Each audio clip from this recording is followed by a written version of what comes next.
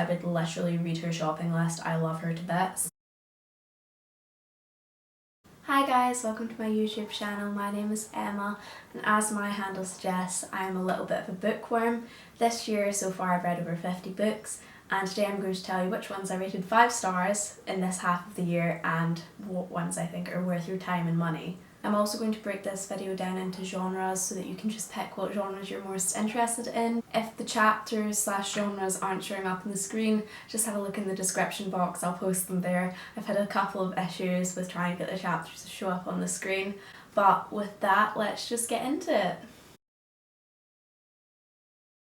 So I'm going to start off with young adult books and young adult fantasy, as this is quite a comfort genre for me. So we're going to start off with the definitely just straight YA books and then sort of veer into the YA fantasy genre. The first young adult book that I gave 5 stars this year was The Fault in Our Stars by John Green. I read this book predominantly for a video for this channel where I read John Green books for the first time, and I'm so glad I did. I absolutely adored this book and it's definitely one of my better reads of this year.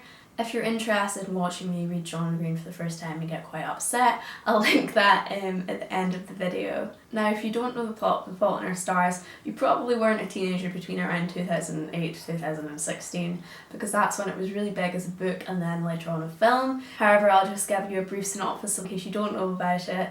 So basically, The Fault in Our Stars is about 2 teenage kids with cancer, Hazel and Augustus, and they fall in love. And it is just as heartbreaking and tragic as you would think it is from the description. However, what you wouldn't think it was from the description is so funny and raw and honest and just beautiful. It's absolutely gorgeous. So I would really recommend reading this. I think everyone should read The Fault in Our Stars. The Fault in Our Stars is just chef's kiss. The Perks of Being a Wallflower was the second YA book that I gave 5 stars this year. So I actually picked this up in a whim when I was in my local library with my gran, and I'm so glad I did. I'd seen The Perks of Being a Wallflower film, and it was one of my favourite films when I was a bit younger, and I was so excited to see a copy of the book. I've been meaning to read it for years. I've also actually filmed a video about my reading experience of The Perks of Being a Wallflower because it was a book that really affected me.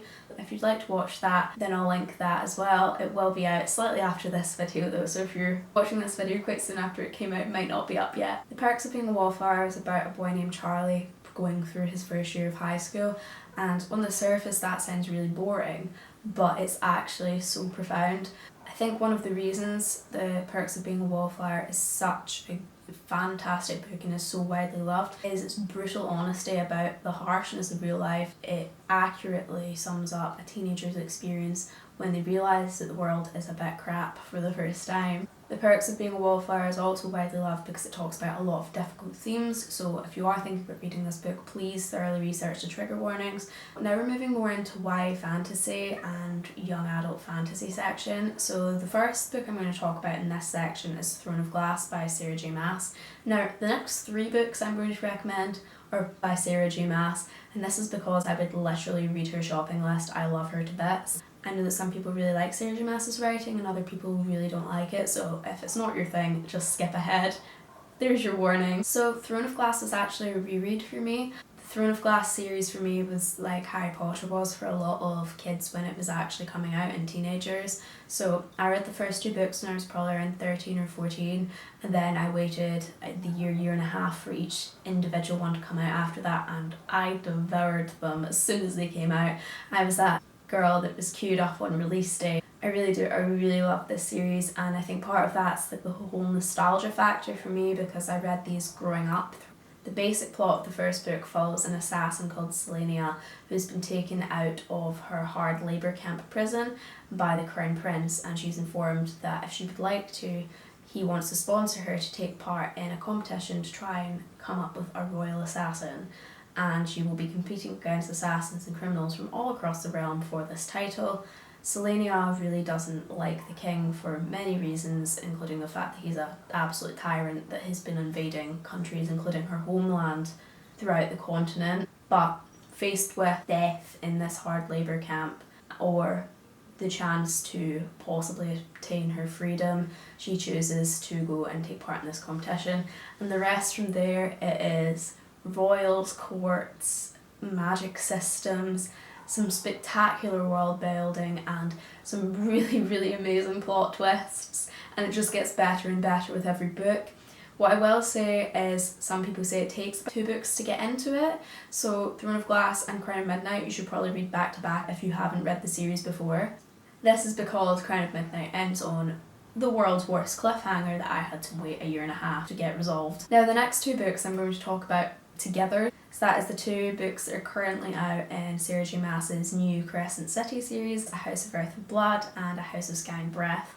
So A House of Earth and Blood was also a reread for me this year. I wanted to make sure I was up to scratch on this very big and very epic book before I tackled book 2 that came out in February of this year. It was just as good as I remembered it, if not better, and I was not disappointed with Sarah J Maas's new release either. It was fantastic, and if you've read it you will know exactly what I mean when I say that ending. The world in this book is quite unique because it sort of blends fantasy with technology, which is really cool, and that was one of my favourite elements of this series. I would attempt to explain the plot to you, but I think it's really just best to go in blind with this book and trust Sarah J Maas. I went in completely blind and it was one of the best decisions that I made that year for reading. So I'm just going to leave it there. If you do want the plot, look it up on Goodreads or Amazon and I'll leave the link below for that.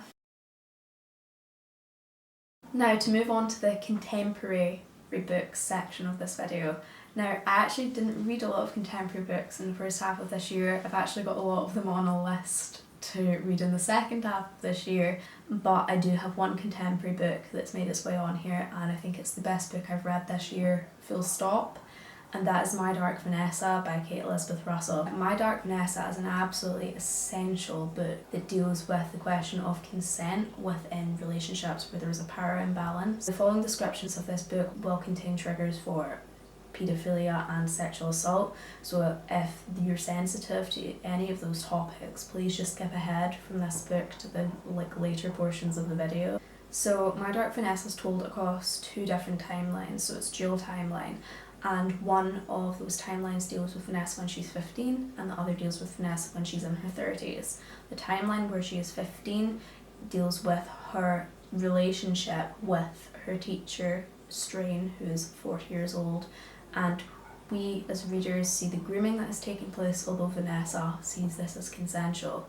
The second timeline takes place when Vanessa is in her 30s and Strain is being Me Too'd by lots of other girls that went to the school before and after her. It really is the most heartbreaking and harrowing book, but it's absolutely essential reading and I would recommend it to anyone that feels that they can read it.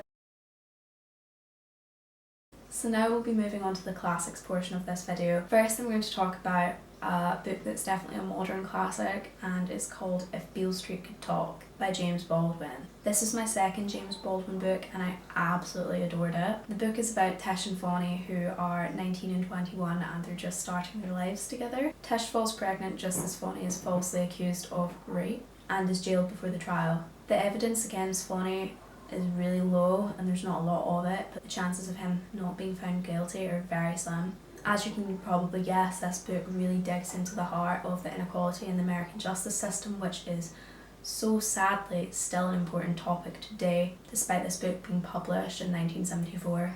This book was definitely the best classic I've read this year, hands down. The second classic that I'm going to talk about and I'm giving 5 stars is Bonjour Tristesse. My copy of Bonjour Tristesse actually had another story in it as well called A Certain Smile, so I guess I'll be reviewing both of them because they were both absolutely 5 stars. Bonjour Tristesse follows a young woman and her womanizing father when they go on their summer holiday, and the romance and tragedy that happens when it looks like he might have settled on a second wife.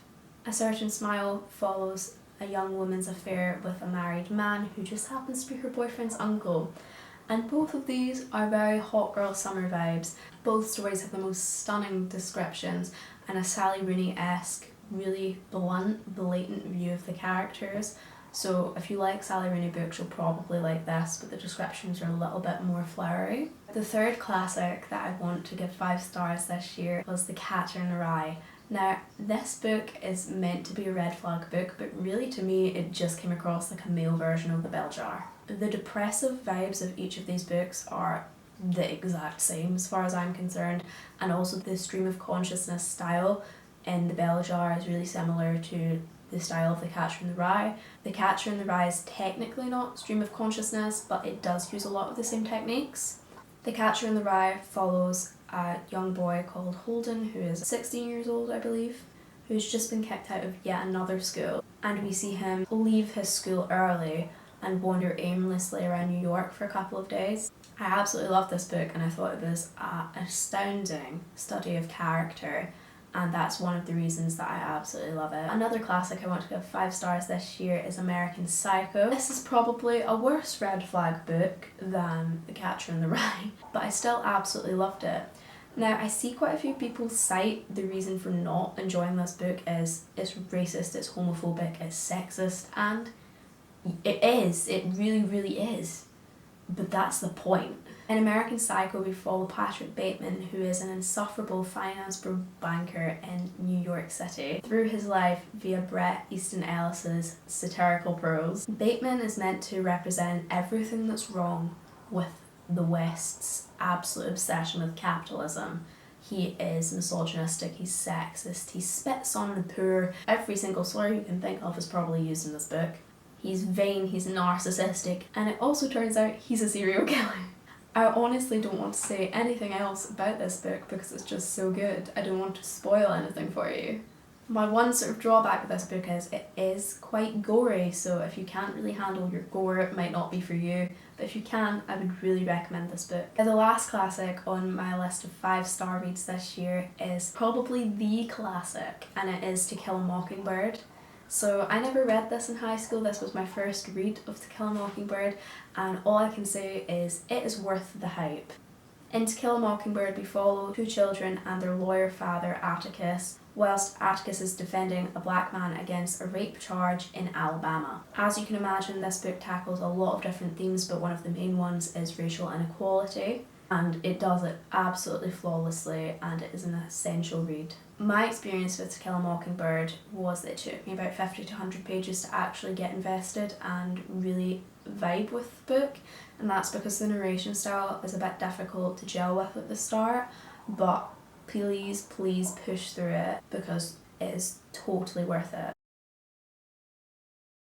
My final 5-star book of the year is actually a poetry collection. I'm recommending a collection that people either love or hate, and that is Milk and Honey by Rupi Kaur. Now, Milk and Honey was a reread for me because it's one of the collections that first got me into reading poetry. This poetry collection really holds a special place in my heart because it spoke to me after I'd went through something quite horrible in my personal life. So for me, rereading this was cathartic. I do recognise that my reason for giving this 5 stars is more because of its personal meaning to me than the way that I actually enjoy the poetry, now that I've read quite a lot more and I've went back to this collection. But I still think it is a really good collection, especially if you're just getting into poetry. So those are the 12 books that I have rated 5 stars so far this year. There were a couple of rereads in there because some of them are comfort books for me, but as I've never recommended them on my channel before, I thought I would just stick them in here. Let me know what your favourite read of the year is down below in the comments, and if you've read any of the books I've mentioned in this video, please leave a comment down below and let me know what you think of them. That's me for now. If you really liked this video, go check out the rest of my channel. It's fun, I promise.